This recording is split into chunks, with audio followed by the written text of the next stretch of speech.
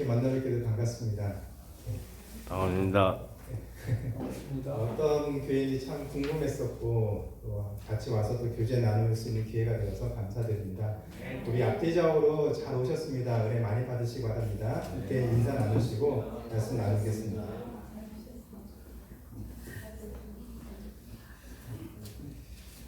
부모님이나 학생들이 가장 많이 듣고 하는 말이 공부해라, 그런 것 같죠.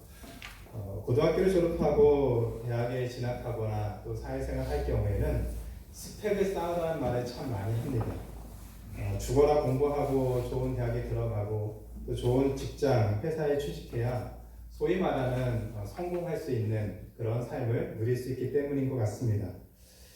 그런데 요즘에는 스펙이 좋아도 취업하기가 쉽지 않다는 얘기들을 참 많이 합니다. 학연이나 지연이나 엄마 찬스, 아빠 찬스 같은 그런 기회가 없으면 정말 이렇게 좋은 회사는 둘째치고 취업 자체가 많이 힘들다는 말을 참 많이 합니다. 이런 어려운 현실이다 보니까 그리스도인으로서 어떻게 살아야 되는지, 사명이 무엇인지 생각하지 못하는 경우들이 참 많이 있는 현실입니다. 그래서 오늘 말씀을 준비하면서 참 고민이 많았습니다.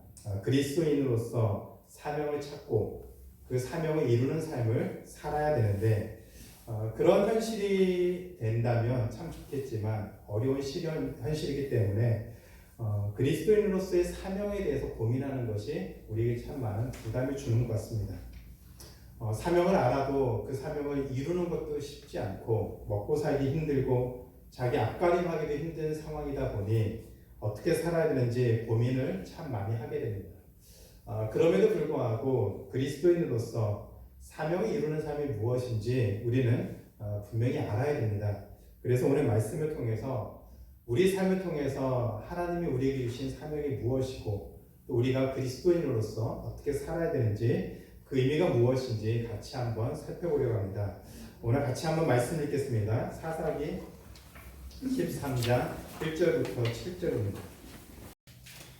사사기 13장 1절부터 7절까지 우리 교독해서 읽도록 하겠습니다. 이스라엘 자손이 다시 여호와의 목전에 악을 행하였으므로 여호와께서 그들을 40년 동안 블레셋 사람의 손에 넘겨주시니라. 소라의 한 이스라엘 아들 중에 막라는 그의 아내가 임신하지 못함으로 출산하지 못하니 여호와의 사자가 그 여인에게 나타나서 그에게 이르시되 보라, 내가 본래 임신하지 못함으로 출산하지 못하였으나 이제 임신하여 아들을 낳으리니 그러므로 너는 사람과 포도주와 꿀을 마시지 말며 너는 주하고 또 마시지 말라. 보라, 내가 임신하여 아들을 낳으리니 그의 머리 위에 삭도를 대지 말라. 이 아이는 태에서 나옴으로부터 하나님께 바쳐진 나실인이 됨이라. 그가 블레셋 사람의 손에서 이스라엘을 구원하기 시작하리라 하시니 이에 그의 가서 그의 남편에게 말하되 하나님의 사람이 내게 오셨는데 그의 모습이 하나님의 사자의 영과 같아서 심히 두려움으로 거기서 왔는지를 내가 묻지 못하였고 그도 자기 이름을 내게 이르지 아니하였으며. 같이 읽겠습니다. 그가 내게 이르기를 보라, 내가 임신하여 아들을 낳으리니 이제 포도주와 독주를 마시지 말며 어떤 부정한 것도 먹지 말라. 이 아이는 태에서부터 그가 죽는 날까지 하나님께 바쳐진 나실인이 됨이라 하더이다 하니라. 아멘. 오늘 우리가 읽은 말씀 1절에 보면 이스라엘 백성들은 하나님을 떠나 끊임없이 우상을 숭배했습니다. 하나님 앞에 큰 죄를 범했습니다.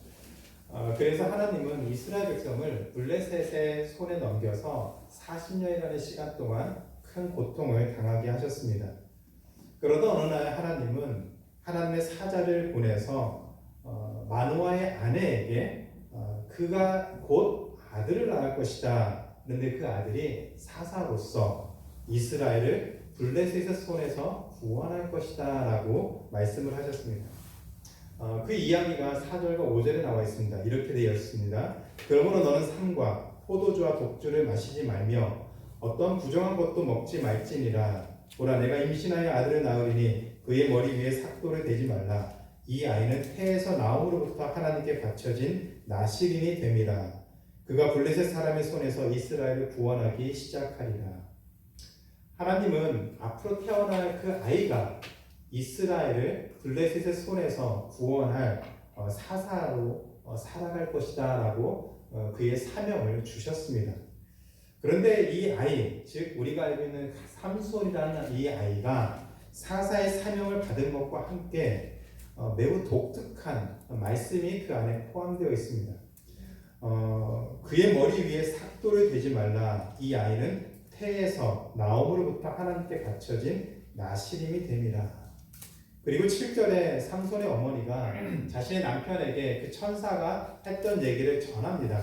거기에서 이런 얘기를 전합니다. 하나님의 사자가 내게 이르기를 보라, 내가 임신하여 아들을 낳으리니 이제 포도주와 독주를 마시지 말며 어떤 부정한 것도 먹지 말라. 이 아이는 태에서 그가 죽는 날까지 하나님께 바쳐진 나시린이 됨이니라.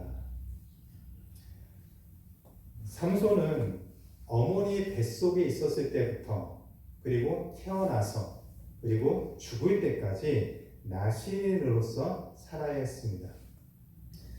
구약율법에는 나시린이라고 하는 독특한 제도가 있습니다. 모든 이스라엘 백성이 나시린이 되는 것은 아니었습니다. 그들 중에서 하나님께 더 가까이 나가 섬기고 자신의 시간과 자신의 삶을 더 하나님께 나아가서 섬기고 싶은 사람이 스스로 기간을 정해서 서원을 하고 사는 것을 나시린이라고 했습니다. 아마 오늘날로 치면은 우리 중에서 학생들이나 직장인 중에서 한 1년이나 2년 동안 휴학을 하거나 휴직을 하고 중단기 선교로 나가서 일정 기간 동안 헌신하고 하나님께 더 충성된 모습으로 이렇게 섬기는 그런 모습이 이 나시린의 삶과 비슷하다라고 생각하면 될 것 같습니다. 자원에서 나시린이 된 사람은 그 기간 동안에 세 가지를 반드시 지키고 행해야 했습니다. 첫 번째가 포도주와 독주를 멀리 해야 했습니다. 두 번째는 머리카락을 자르지 말아야 했습니다. 세 번째는 시체를 가까이 하지 말아야 했습니다. 만약 이 세 가지 규율 중에서 한 가지라도 어기면 그 사람은 정결 예식을 행하고 깨끗하게 자신의 몸을 정결하게 하고 그 머리를 완전하게 밀고 그리고 다시 그가 서원한 그 나시린의 기간을 다시 시작해야 됐습니다. 만약에 1년을 기간을 서원했는데 364일에 시체를 만졌으면 그날 바로 정결 예식을 행하고 머리를 밀고 다시 365일을 시작해야 되는 것이 이 나시린의 서원 제도였습니다. 그런데 삼손의 경우는 굉장히 특이한 점이 있습니다. 삼손이 태어나기 전에 하나님은 이 삼손이 어머니 뱃속에 있을 때 그리고 태어나서도 그리고 죽을 때까지도 나시린으로서 살다가 죽을 것이라고 했습니다. 따라서 이 나시린이라는 것은 삼손이 누구인지를 설명하는 삼손의 정체성입니다. 몇 년 동안만 살다가 마는 것이 아니라 그가 태어나기도 전부터 그는 나시린이었고 태어나서도 나시린이었고 살아가면서 나시린이었고 죽는 그 순간에도 나시린으로 죽어야 되는 그의 모든 인생을 통해서 나시린 빼면 아무 의미가 없는 사람이 바로 삼손이었습니다. 그런데 여기에는 아주 이상한 또 굉장히 독특한 문제가 있습니다. 삼손이 사사의 사명을 잘 감당하기 위해서는 다른 사사들처럼 적군들과 싸워야 됐습니다. 적군들과 싸운다는 것은 사람을 죽여야 된다는 것을 의미합니다. 삼손 이전의 사사들도 수많은 사람을 죽였습니다. 그런데 사사로서 사람들을 죽이는 것은 잘했다라고 칭찬받을 일인데 삼손은 나시린이었습니다. 그래서 세 번째 규율에 의하면은 시체를 만지면 그는 부정하게 되어서 그의 정결 예식 행하고 그의 머리를 잘라서 새롭게 나시린 언약을 시작을 해야 했습니다. 그런데 삼손은 아주 어마어마한 힘을 가지고 있었는데 자신의 그 힘이 한 번도 깎지 않은 그 머리에서 그 힘이 나온다고 믿었습니다.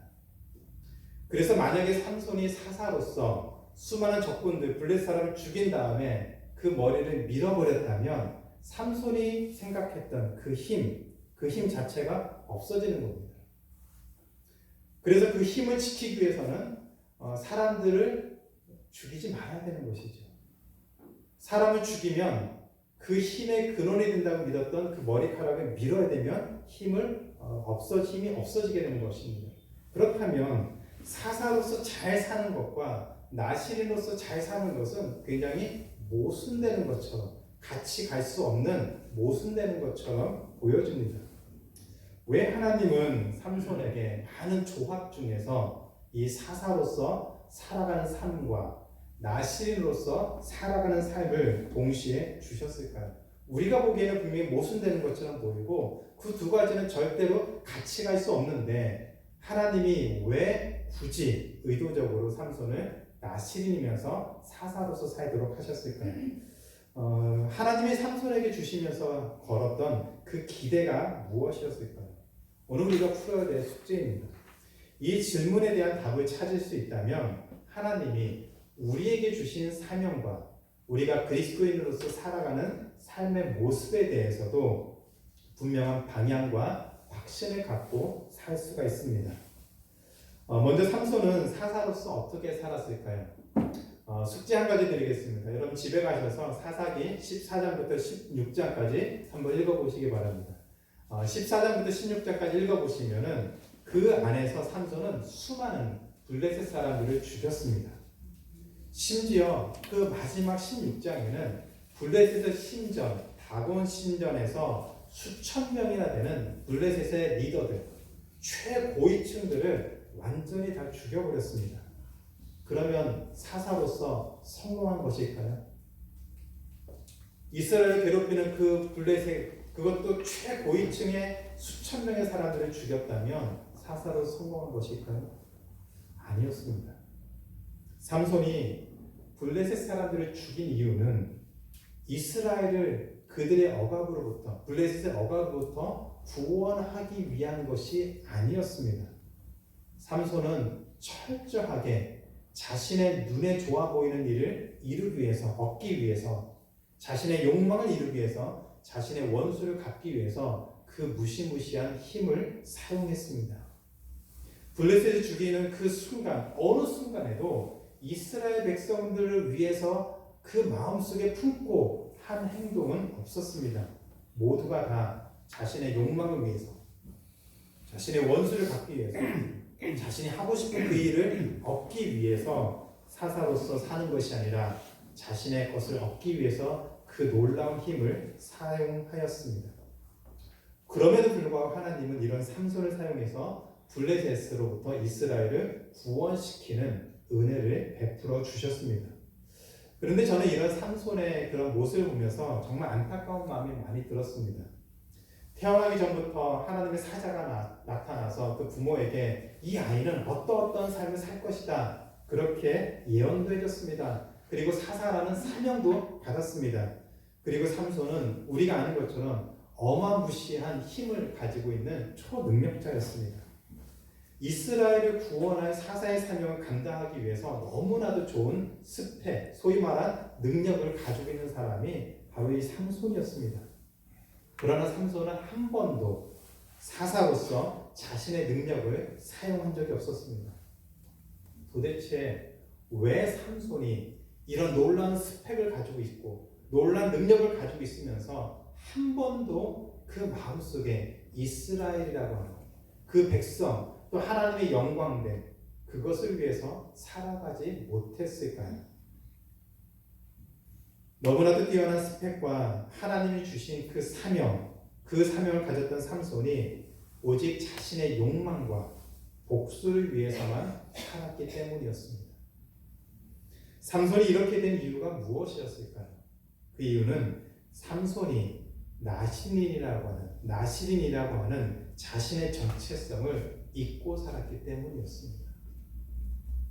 물론 삼손도 자신이 나시린이라는 사실은 알고 있었습니다. 그러나 나시린으로 살기 위해서 그가 모든 상황들을 고려하는 것이 아니라 그거는 전혀 상관이 없었습니다. 오직 나시린이기 때문에 그가 한 번도 깎지 않은 그 머리에서 놀라운 힘이 나온다는 그 사실 하나 때문에 자신이 나시린이라고 그렇게 말했던 것이지 나시린으로 사는 것에는 전혀 관심이 없었습니다.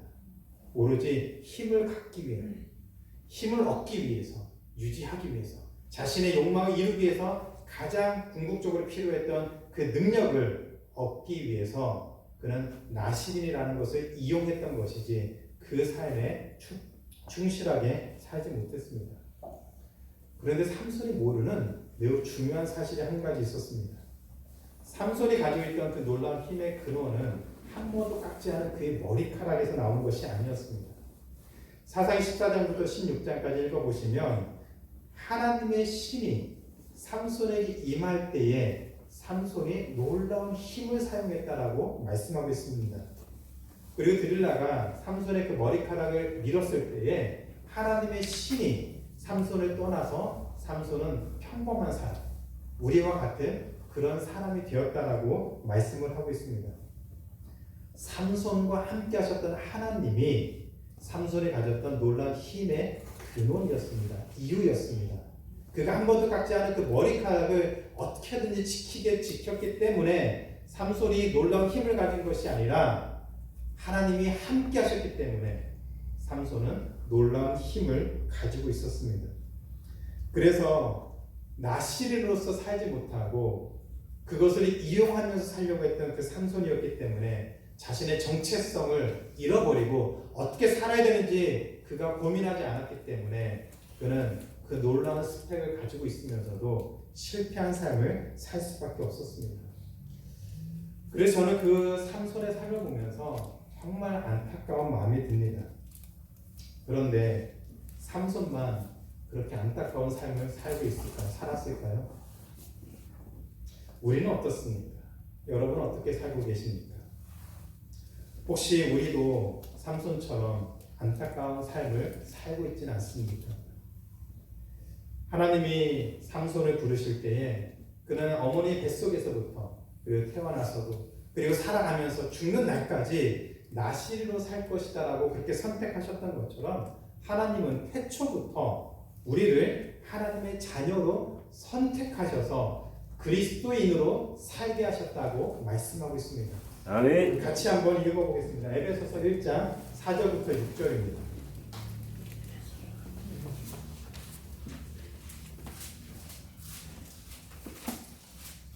에베소서 1장 4절부터 6절 신약성경 310페이지 있습니다. 우리 같이 한 목소리로 읽어보겠습니다. 시작. 곧 창세전에 그리스도 안에서 우리를 택하사 우리로 사랑 안에서 그 앞에 거룩하고 흠이 없게 하시려고 그 기쁘신 뜻대로 우리를 예정하사 예수 그리스도로 말미암아 자기 아들들이 되게 하셨으니 이는 그가 사랑하시는 자 안에서 우리에게 거저 주시는 바 그의 은혜의 영광을 찬송하게 하려는 것이라. 아멘. 삼손을 나실인으로 구별해서 부르신 하나님은 창세전에 우리를 그리스도인 하나님의 자녀로 선택해서 죽는 날까지 하나님의 자녀로 살게 하시겠다고 말씀하셨습니다. 그래서 하나님의 자녀가 된 그리스도인이 바로 우리의 정체성입니다. 우리의 삶을 설명하는 그 모든 말은 바로 하나님의 자녀, 그리스도인으로부터 시작을 합니다. 따라서 그리스도인이라고 하는 정체성을 가지고 우리가 세상에서 하는 모든 일이 우리의 사명입니다. 보통 이것을 삶의 목적 아니면 비전이라고 말을 하죠. 사실 많은 사람들이 사명이라고 했을 때 거기에 대한 부담감을 많이 가지고 있습니다. 하나님이 주신 사명을 찾아야 돼. 하나님이 나에게 어떤 사명을 주셨을까 고민하고 그것을 찾는 시간들을 많이 갖습니다. 그 사명을 찾아야 그리스도인으로서 우리는 바르게 살 수 있다라고 그렇게 생각합니다. 그래서 하나님이 주신 그 사명을 찾지 못하면 마음에 큰 부담을 갖고 그 사명을 이루지 못하면 마음에 죄책감을 갖는 그런 모습들이 우리 안에 있습니다. 그게 꼭 나쁘다고 생각할 수 없습니다. 그런 고민들이 우리에게 필요하고 또 좋은 고민이라고 생각합니다. 그러나 정답을 찾듯이 하나님이 정해주신 이것 하나 그것을 찾기 위해서 몸부림치고 그것을 찾아야만 한다는 식으로 접근하게 되는 것은 우리에게 큰 부담만 될 뿐 그것이 우리의 사명을 찾는 길은 아닙니다. 하나님이 우리 각자에게 아주 구체적인 사명을 딱 하나 정해져서 너는 이것만 해라고 말씀하신 것이 아닙니다. 어쩌면 여러분이 이해하고 있는 지금의 직업이나 그런 모습들이 여러분이 더 젊었을 때 하나님 주신 사명이라고 생각했던 것과 다를 수도 있습니다. 학생들이 공부했던 것과 지금 하는 일이 다를 수도 있습니다. 그것이 사명이 없는 삶이 아닙니다. 제가 미국에서 사는 동안에 그 한인들을 볼 때마다 참 이렇게 놀라는 것이 몇 가지가 있습니다. 그 중에 한 가지가 도넛 가게 하시는 분이 한국에서 예전에 대학 교수 하시던 분이 있습니다. 세탁소를 하시는 분이 한국에서 중소기업 사장 하시던 분이 미국에 와서 세탁소를 하십니다. 한국에서 그 소위 말해 군대 대장으로 계셨던 분이 미국에 와서 청소 일을 하십니다. 그러면 그런 분들은 하나님 주신 사명을 잃어버린 것일까요? 하나님 주신 사명을 이루지 못한 채 사는 것입니까? 실직한 사람은 사명을 영영 놓치고 사는 것입니까? 삼손처럼 정확하게 하나님이 이것 하라고 주신 그 일을 찾지 못하면 우리는 사명이 없는 그런 삶을 사는 것입니까? 아닙니다. 사명은 딱 정해지는 그 한 가지 모습이 아닙니다. 평생 해야 하는 어떤 직장을 찾는 것이 사명이 아닙니다. 사명은 직업적인 개념이 아니라 우리가 그리스도인으로서 무슨 일을 하든지 그 삶을 통해서 복음을 전하면서 하나님의 영광을 돌리는 그 일이 하나님이 우리에게 주신 사명입니다. 이 사명을 이루기 위해서 우리는 먹고 사는 문제를 해결해야 됩니다. 일을 해야 됩니다. 사람들과 만나야 됩니다. 사람들과 관계해야 되고 결혼해야 되고 자녀를 양육해야 되고 이 모든 것들을 하는 그 과정이 하나님이 우리에게 주신 사명이지 어떤 직업 하나를 해야만 하나님이 주신 사명을 이루는 것은 아닙니다. 그래서 하나님 우리에게 허락한 이 삶의 모든 것을 그리스도인으로서 고민하고 그 모습이 어떠해야 되는지를 하나씩 찾아가는 그 삶의 모습이 하나님이 주시는 사명을 이루는 삶입니다. 따라서 하나님의 뜻을 잘못 찾았다거나 실패하는 것에 대한 두려움을 내려놔도 괜찮습니다. 내가 이거 하다가 실패하면, 내가 하나님의 뜻을 찾다가 못 찾으면 하나님 나를 벌하실까? 그것이 아닙니다. 우리는 기도하면서 하나님의 뜻을 찾아가는 그 과정 가운데에서도 실수할 수 있고 실패할 수 있습니다.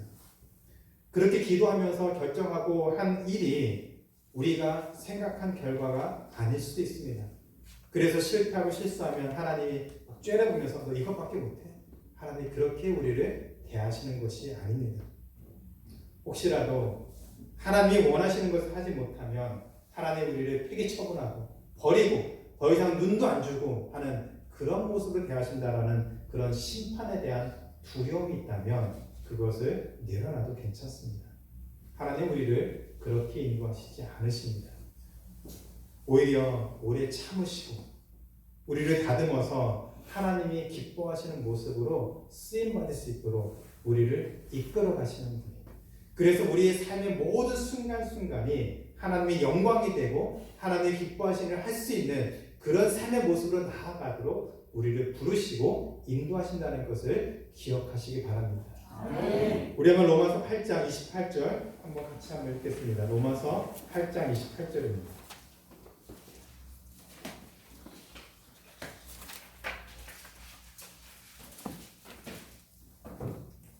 우리 많이 아시는 구절일 텐데 같이 한 목소리로 같이 한번 읽겠습니다. 시작. 우리가 알거니와 하나님을 사랑하는 자 곧 그의 뜻대로 부르심을 입은 자들에게는 모든 것이 합력하여 선을 이루느니라. 아멘. 하나님이 사랑하시는 우리들이 살면서 만드는 그 모든 일들을 하나님이 보시기에 좋은 결과가 되도록 만드시겠다는 의미이죠. 약속입니다. 일부러 실패해도 하나님이 잘못된 결정을 내려도 그것을 바꿔주시니까 괜찮다라고 말하는 그런 약속이 아닙니다. 우리의 부족함과 우리의 연약함 때문에 아무리 노력하고 아무리 좋은 의도를 가지고 살아도 의도치 않은 또 상황 때문에 우리의 실패가 될 수 있어도 그럼 우리를 불쌍히 여기시고 사랑하셔서 우리를 회복시켜 주셔서 하나님이 기뻐하시는 그 삶의 모습으로 살도록 이끌어 주시겠다고 하는 약속입니다. 잘못해도 된다는 말이 아니라 잘못했을지라도 하나님 우리를 회복시켜서 하나님의 영광된 삶을 살도록 만드시겠다고 하는 위로고 은혜의 약속입니다. 하나님이 그런 우리를 불러주셨습니다. 그래서 우리가 이 세상을 살아가면서 좌충우돌하면서 이것 해보고 실패하기도 하고 저것 해보고 실수하기도 하고 그러면서 깨어지고 부딪히고 많은 실패를 경험해도 그 삶 때문에 우리를 버리는 것이 아니라 그 삶을 통해서 여전히 그리스도인으로 고민하는 그 모습을 하나님이 기뻐 받으시고 그 과정을 하나님이 인도하셔서 하나님의 선하신 뜻을 이루도록 하신다고 하는 약속입니다. 그래서 하나님 우리에게 주시는 허락하신 매일매일의 삶 속에서 그리스도인으로서 우리가 무엇을 해야 되며 무슨 말을 해야 되고 어떻게 생각해야 되고 어떤 결정을 해야 되는지를 고민하고 살아가는 것이 바로 그리스도인인 우리들에게 하나님이 주시는 사명입니다. 우리는 그 사명을 이미 받았습니다. 이미 그리스도인으로 부름받은 그 순간에 우리는 하나님의 영광을 위해서 주어진 모든 날을 모든 순간을 하나님이 기뻐하시는 일들을 하라고 그렇게 살도록 몸부림치며 살도록 하나님이 우리를 부르셨습니다. 그것을 우리가 기억하고서 주어진 삶을 살아야만 합니다. 그래서 오늘 우리가 하는 그 일이 비록 내가 마음에 들지 않아도 여전히 어떤 고난과 어려움 가운데인 상황일지라도 그 과정을 인도하시는 분이 하나님이시기 때문에 그 하나님을 믿고 우리에게 주어진 삶을 그리스도인으로서 고민하고 결정하고서 가야 됩니다. 그것이 바로 그리스도인으로서 살아가는 삶의 모습입니다. 그 가운데 일도 하고 사람들도 만나고 결혼도 하고 가정을 이루고 자녀를 양육하면서 세상의 빛과 소금으로 사는 것 바로 그것이 그리스도인으로서 우리가 반드시 기억해야 되는 그리스도인의 사명입니다. 그리스도인으로서 살지 않으면서 하나님의 사명을 이룰 수 있는 방법은 없습니다.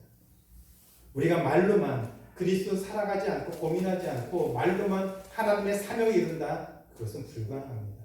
하나님 우리에게 주신 사명은 매일매일의 삶 속에서 하나님의 뜻을 이루는 것입니다. 왜 세상에서 그리스도인이 욕을 먹고 있습니까? 왜 기독교가 개독교라고 비판을 받고 있습니까? 나시리로서 사는 것을 포기하고 오로지 자신의 욕망을 쫓았던 삼손처럼 그리스도인들이 이 세상을 그런 모습으로 살고 있기 때문이 아닐까요? 세상에서 구별되어 살아야 되는 그 그리스도인이 교회가 세상 사람들과 똑같이 어떤 때는 더 세상 사람들보다 더 안각각한 안 좋은 모습으로 살아가다 보니까 세상에서 손가락질 당하고 세상에서 조롱을 당합니다. 세상에서 빛과 소금으로 살아야 될 그리스도인들이 우리 세상의 걱정을 듣습니다. 세상이 교회를 염려합니다. 그래서 오늘날 기독교, 교회와 그리스도인들이 이렇게 초라하게 무너지고 있습니다. 이제 이 흐름을 바꿔야 됩니다. 교회를 교회되게 바꿔야 됩니다. 그리스도인들이 그리스도의 삶에 대해서 고민해야 됩니다. 하나님 우리를 이 땅에 보내신 그 삶의 목적이 무엇인지를 우리가 분명히 기억하고 그 삶의 목적을 하나씩 하나씩 찾아 나아가야 됩니다. 그것을 위해서 하나님은 우리를 태초전에 창조전에 선택하셔서 불러주셨습니다. 그리스도인들이 그 하나님의 거룩하신 부르심 앞에 순종하고 곳곳에서 일어나야 됩니다. 복음으로 새롭게 된 하나님의 자녀라고 하는 그리스도인의 그 정체성을 가지고 곳곳에서 일어나야 됩니다. 그리고 그리스도인으로서 고민하고 생각하고 결정하고 말하고 세상의 빛과 소금으로서 삶의 모습을 위해서 하루하루 주어진 삶을 살아야 됩니다. 비록 삼손이 실패한 삶을 살았지만 그럼에도 불구하고 하나님은 그런 실패한 삼손도 사용하셨습니다. 그리고 오늘 우리에게 말씀하시고 계십니다. 그래서 우리도 우리의 정체성을 분명히 붙들어야 됩니다. 우리는 하나님이 태초전에 선택하셔서 불러주신 하나님의 자녀 그리스도인입니다. 예수 그리스도를 나의 구주로 고백하고 믿음으로 말미암아 하나님의 자녀가 된 그리스도인, 이것이 우리가 반드시 기억하고 모든 삶의 결정에서 반드시 드러나야 되는 우리의 정체성입니다. 이 부르심을 기억하시고 주어진 모든 삶 속에서 도전하시고 좌충우돌하시면서 하는 그 모든 결정 가운데 하나님이 은혜를 주셔서 결국 우리의 삶이 하나님의 영광됨을 드러내는 하나님의 귀한 자녀의 삶이 되기를 축복하며 기도합니다. 이제 말씀 듣겠습니다. 제가 미국에서 저희 교회에서 좀 이렇게 시간 날 때마다 도와드리는 분이 계십니다. 이분은 망상 장애를 앓고 있는 분입니다. 현실과 상상을 혼돈해서 그렇게 살고 계십니다. 근데 이분이 자신의 신분증을 다 잃어버렸습니다.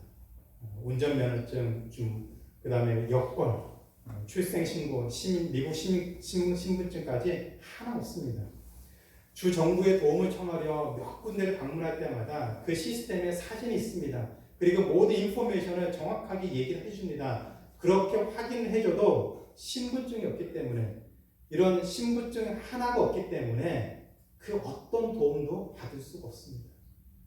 분명히 이 사람이라는 거 모든 사람이 다 얘기해주고 그 내용까지 다 스스로 얘기할 수 있음에도 불구하고 이 작은 신분증 하나가 없어서 어떤 도움도 혜택도 받을 수가 없습니다. 그 모습을 볼 때마다 너무너무 안타까웁니다.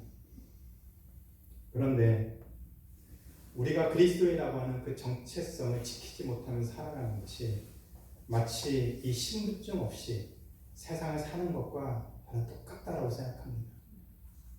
우리는 누구라고 그렇게 말을 하는데 우리의 그리스도인됨을 우리가 드러내지 못하며 살기 때문에 세상 사람들이 우리가 누구인지는 모릅니다. 아무리 말을 해도 나는 그리스도인이라고 말을 해도 세상 사람들이 그것을 인정해 주지 않습니다. 오늘 시대가 그런 시대입니다. 취업이 안 되고 사기가 극성이고 먹고 사는 것도 정신없고 세상은 점점 암담해지고 불안정해집니다. 그래서 그리스도인 사는 것조차 힘들다고 합니다. 그럼에도 불구하고 그런 상황 속에서 우리는 우리의 정체성, 그리스도인이라고 하는 이 정체성을 분명히 붙잡고 살아야 됩니다. 정체성을 놓치고 자기 욕심 붙들고 살았던 삼손에게도 하나님은 은혜를 주셔서 그를 사용하셨는데, 만약에 우리가 하나님을 바라보면서 그리스도인으로서 살기 위해서 몸부림치며 살아간다면 그런 우리를 하나님이 어떻게 사용하실까요?